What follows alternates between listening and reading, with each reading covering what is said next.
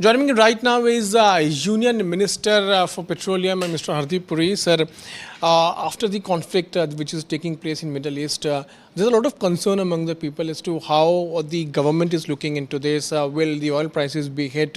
What is your take on this, and what kind of assurance the government is going to give to the people of country? No, first of all, it's an ongoing conflict. Therefore, it is always prudent in an ongoing conflict not to speculate. The fact of the matter is that those who are expressing concern are basing their concerns on an evolving military conflict, which is escalating, and there are no two doubts about it. So the concern is not about the government. The government has to respond to that concern. And all I can do, I can't provide any assurances, but I can provide one assurance that the government is very confident of being able to navigate through this turbulence. What do I mean? Here, the primary concern of the consumer is on prices. Will the price of energy at the retail bunk, I mean the point at which people go to fill up their cars, and you know, in India, that's a very massive number. In a particular day, in one day, something like 67 million people go to the petrol outlets to fill up on petrol, diesel, CNG, and so on, battery swapping and so on. Now, I can tell you that why I am reasonably confident, and I choose my words carefully.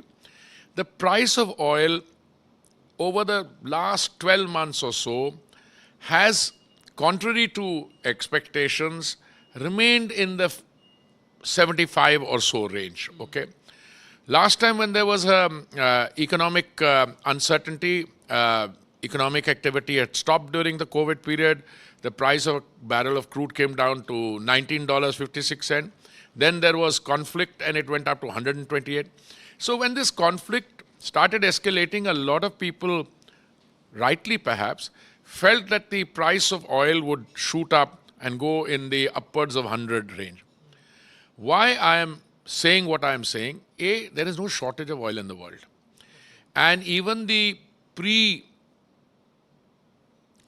phase, I mean, the daily production was 102 million barrels a day. OPEC plus cut back 5 million barrels, brought it down to 97. But they're wanting to put some of it back. Then more and more oil is coming on the market from the Western Hemisphere, from the United States, from Canada, Guyana is a case in point, from Brazil. So there's no shortage of oil. Second reason why I'm not unduly worried, I'm like any petroleum minister or energy minister anywhere in the world should be watching this very carefully. We are watching it. The difficulty comes when merchant shipping and oil tankers start becoming the target. That is not happening now. It happened earlier when the Houthis were attacking in the Red Sea. That's not happening now. Today the concern is that one of the major supply lines, and here they're referring to a supply line through which passes about 22% of the global energy requirements, 22% in a day. It's a lot of oil. We also receive oil from there.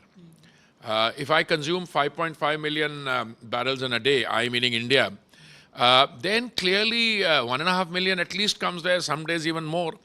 But then some 4 million is coming from elsewhere. So it should stand to reason that I should be able to increase those 4 million to 5 million in case this supply route gets choked.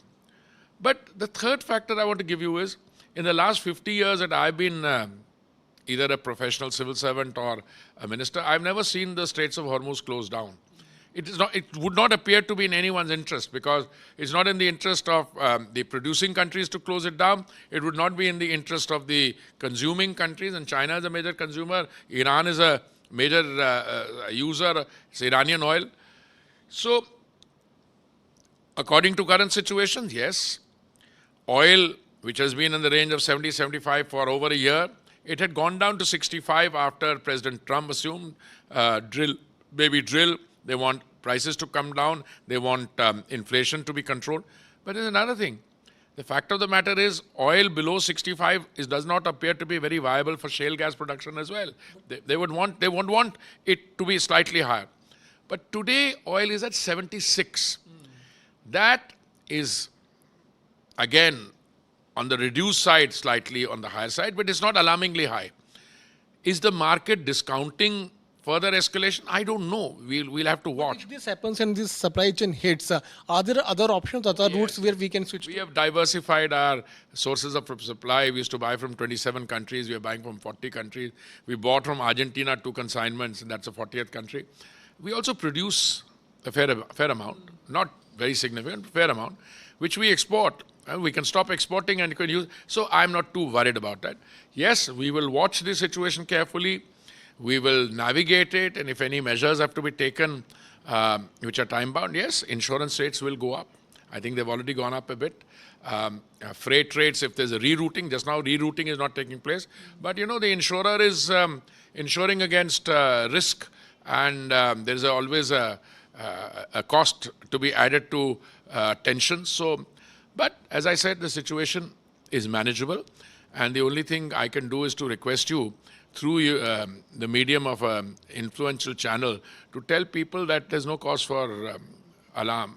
That's the assurance. Anxiety there will be there. No, anxiety will always be there if there is ongoing conflict, but there's no cause for alarm. No. One assurance to the countrymen. Yes, absolutely. So that's the message also coming in from Union Petroleum Minister, that there is no need to worry, but if situation further escalates, then it can easily be managed. With video journalist Deepak, I'm Piyush Mishra in Delhi for New Day.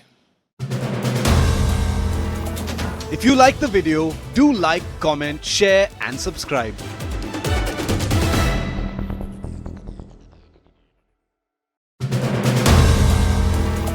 If you like the video, do like, comment, share and subscribe.